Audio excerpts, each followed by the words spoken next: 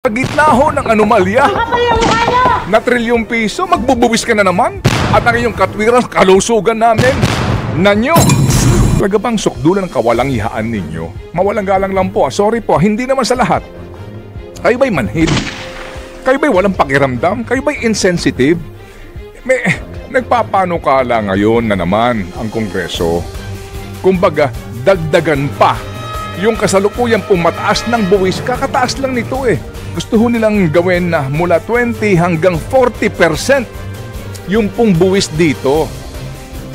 Ang adhikain nila para daw mabawasan yung kumukonsumo ng mga matatamis na inumin. At ilagay daw sa PhilHealth yung pera. Ang ganda po ng inyong press release eh. Diba? Para sa kalusugan ng mga Pilipino. Mawalang galang lang. Ano po? Katataas lang ng buwis nito. Napakinabangan ba namin to? Lang ya itong mga taong ito talaga, di ba? Niloloko na naman tayo eh. Di ba? Hello? Gusto nyo magtaas na naman ng buwis para may manakaw na naman kayo. Aray ko. Bato-bato sa langit. Totoo tayo. Oo nga, sabi mo gusto nga nyo dagdagan na naman ito para po may nakawin na naman kayo. Alright. Baby girl, ito na ha, yung ating kahapon pa inaabangan ni Idol Lourdes Vera. Ito na nga, inaabangan ko rin yan eh. Tungkol dito po sa mga health facilities nito. Pero bago po ito, at ang ating mga importante mga mensahe, ako yung magpapasintabi lang girl ha. Kasi kinikilabutan ako dito sa balitang ito eh. Hindi po naman lahat ha, at ako po'y humihingi ng pangunawa sa baka po masyadong masakit na salita. No? Kayo ba'y talaga bang sukdulan ng kawalang-ihaan ninyo? Mawalang galang lang po. Sorry po, hindi naman sa lahat. Kayo ba'y manhid? Kayo ba'y walang pakiramdam? Kayo ba'y insensitive? Nagpapanukala ngayon na naman ang Kongreso. Napatawan po mula 6 hanggang 12%. Kumbaga, dagdagan pa yung kasalukuyang pumataas ng buwis, kakataas lang nito eh. Doon po mga kapatid, sa sinasabi nga na matatamis na inumin natin, okay po naman nga sana. Diba? Pati po itong ating 3-in-1 na kape.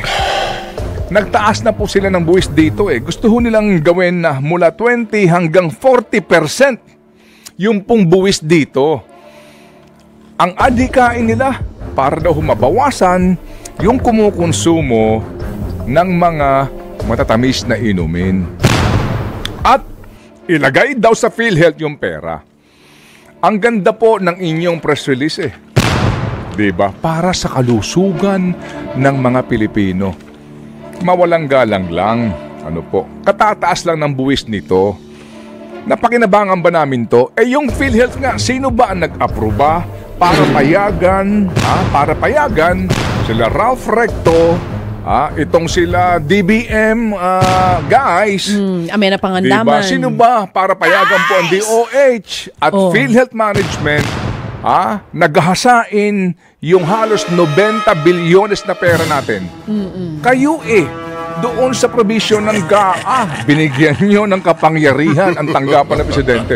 Kaya kinuha nga po kung hindi pinahinto ng Supreme Court, naubos na ho sana yung halos 90 billion, di ba? 89.9 yan. Di namin ba kakalimutan yan?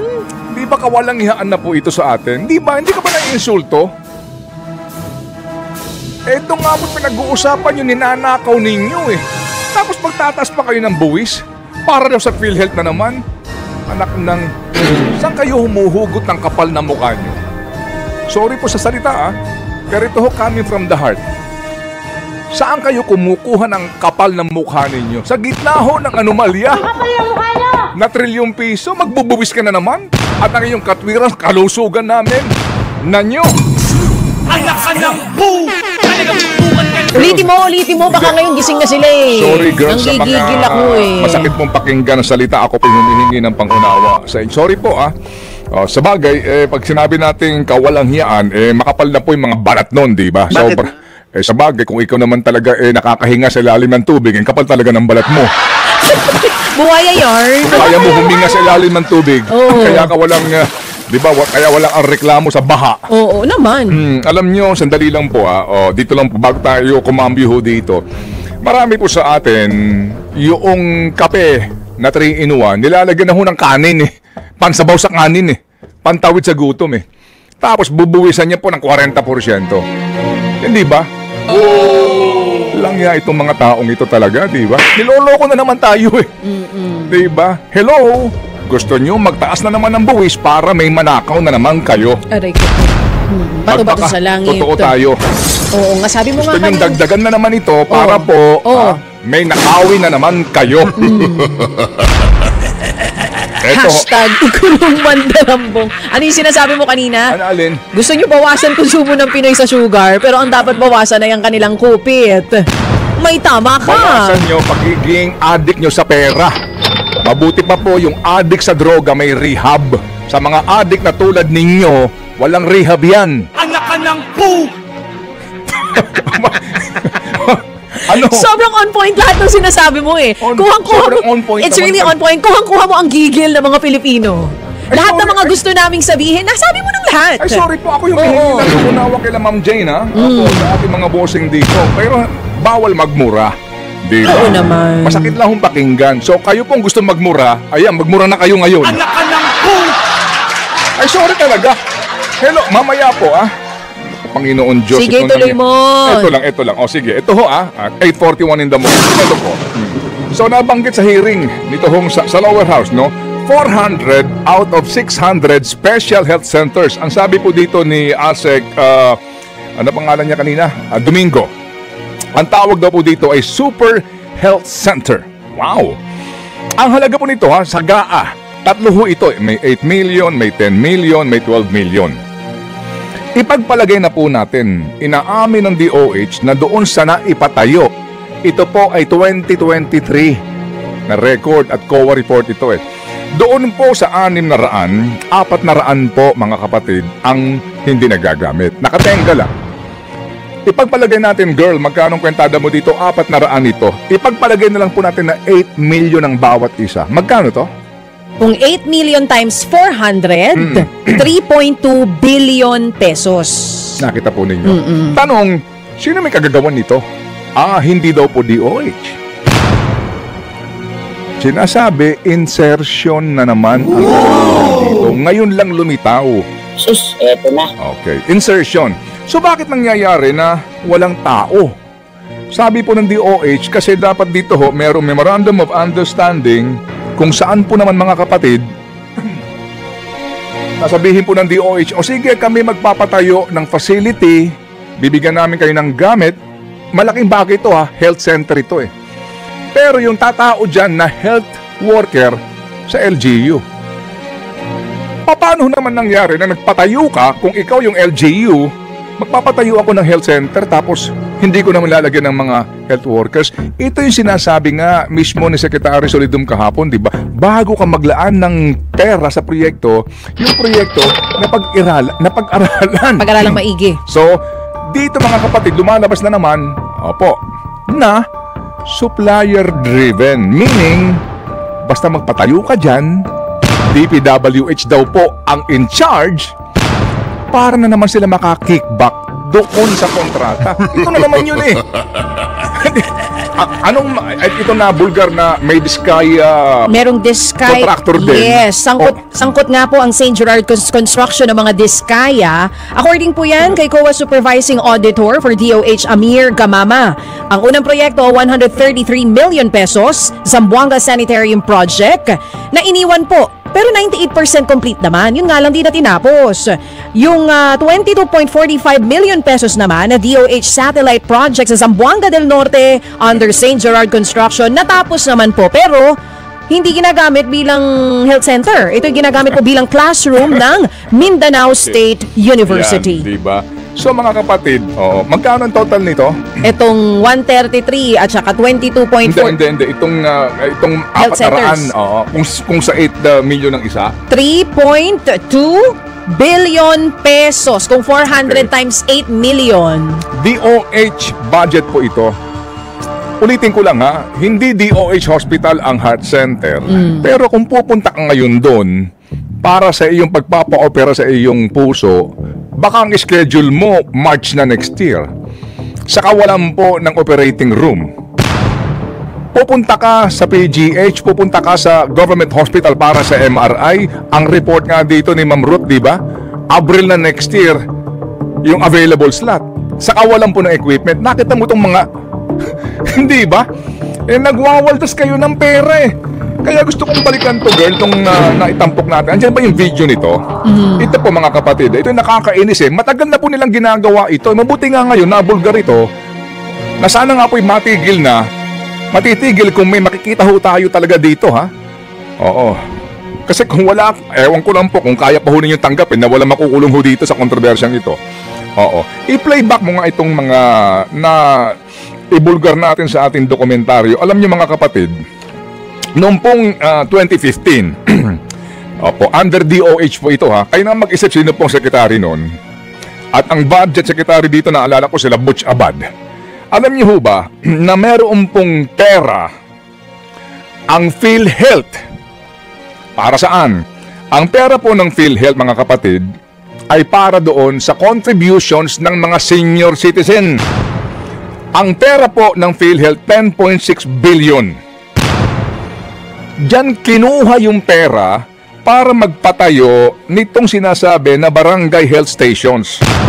Yung mga barangay health stations na yan mga kapatid, no, sa phase 1 nito, ang sinasabi po na dami na dapat daw pong ipatayo that time, alright, ay aabot sa 3,200. Sa mga public schools nila ito ikakabit, ilalagay. Bakit? Kasi po, aming nadiskubre, ito yung sample niyang baby girl, aming nadiskubre na ito pong DOH at that time, nagpabid J. Bros, ang construction corporation po na nakakuha nito. Ito po sa mga visuals ha. Puro substandard yan pag pinasok mo sa loob. Alam niyo po ang style na to. Marami po mga kapatid, no, ang pinuntahan nila ng mga barangay na hindi po tumanggap sa proyekto. At isa nga sa mga dahilan kasi sila ay meron ng barangay health center, okay? At ang gusto na lamang nila, improve yun. Dahil po sa umaatras ang maraming barangay, ang ginawa nilang estilo sa mga eskwelahan ilagay. Sa loob? Oo. Kasi nga, unang-una sa barangay din ang pinag-uusapan space. Pero sa mga pinuntahan namin ng mga eskwelahan, wala pong tumatanggap na principal kasi number 1, hindi naman nila hiningi. Dumating! Wow. Opo. Ito po kasi, sinab-contract pa ito ng J-Bros eh. Naabutan namin doon, hindi marunong magtagalog na Chinese na manggagawa sa isa pong construction site. Pinuntahan namin to eh. Mga kapatid ito pong phase 1 nila, only 8 out of 270 na mga barangay health station, ang sinasabi na nakumpleto at validated. Yung pong 2017 mga kapatid na sinasabi ay hindi na po natuloy kasi nga sa napakarami na pong reklamo at meron na na-discover at naamoy na anomalya dito. So ito pong mga barangay, ito mga school principals, nung ang kinakapanayam, ang concern sa akin, sabi nila, Manong Ted, dumating na lang yan. Ang tanong namin, saan galing yan? Basta ipinapatayo dito sa school nyo. Anong gagawin namin dyan? Barangay health station ito. Kausapin nyo si chairman. Ayaw ng chairman. So, paano yan? Itatayo. Ngayon, pinapipirma kami na acknowledgement receipt.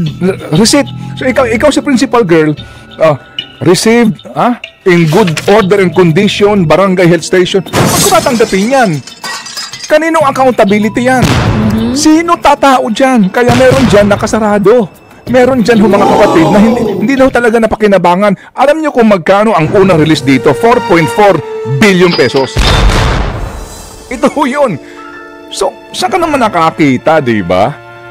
Na hindi hinihingi, dumarating. Ito yung mga example, Hindi hinihingi, dumarating. Sayang pera. Kumbaga mga kapatid, ito po ay supplier driven. And ang masaklap dito, kasi nga po magpapalitan ng administrasyon, ang release po dito ng SARO, alam niyo kung anong petsa? Sa pagkakatanda ko, December 30 ng 2015. Holiday! Kumbaga, bago po bumalik yung pera papunta dito po sa National Treasury, inihabol pa nila yung release ng SARO. Ganon katalamak ito eh.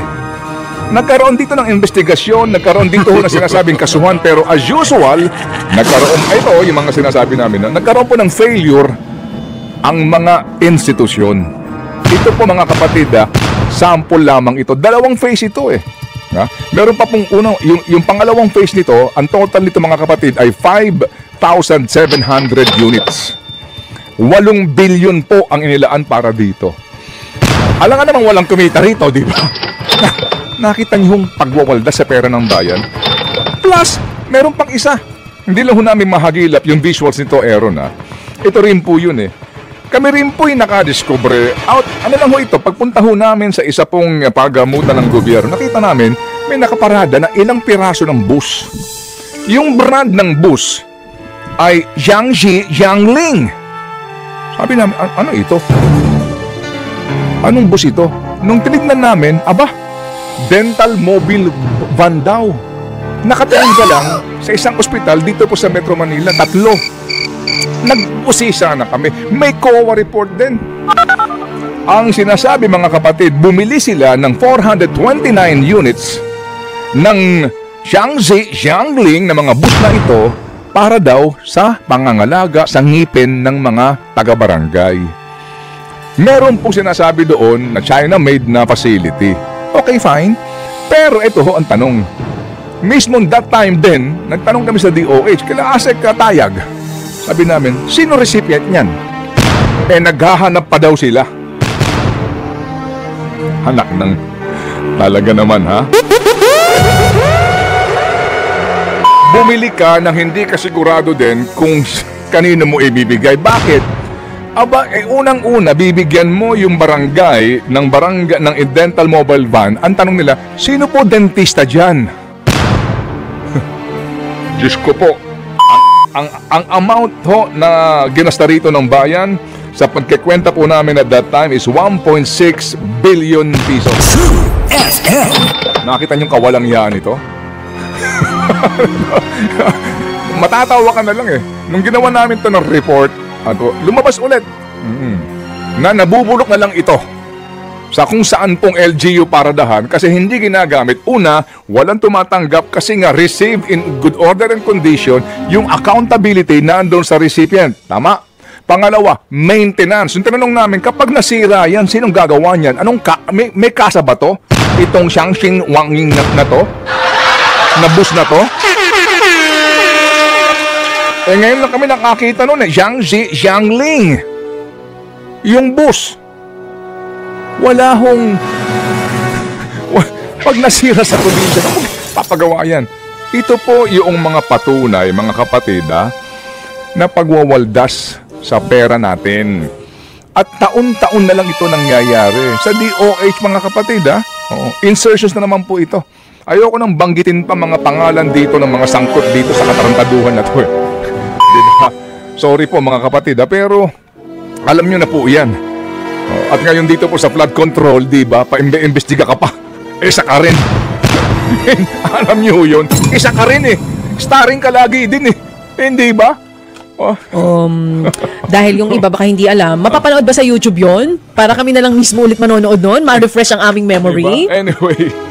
Yes, Mr. Chair, maraming salamat for your manifestation. Is that a manifestation? Is that your manifestation? That's a protest. Are you done? Okay. Sorry po